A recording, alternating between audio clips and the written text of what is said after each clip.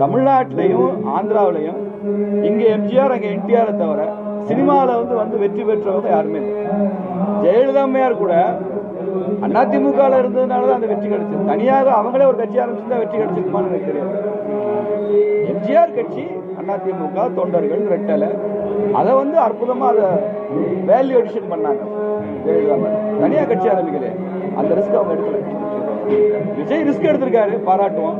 உங்களுக்கு தானே பலம், அவங்கலாம் வந்தாங்கன்னா டிவி அவர்களும் ஐயா ஓபிஎஸும் திமுக எதிரானவங்கன்றது உங்களுக்கு யாருக்கும் சந்தேகம் இருக்கா?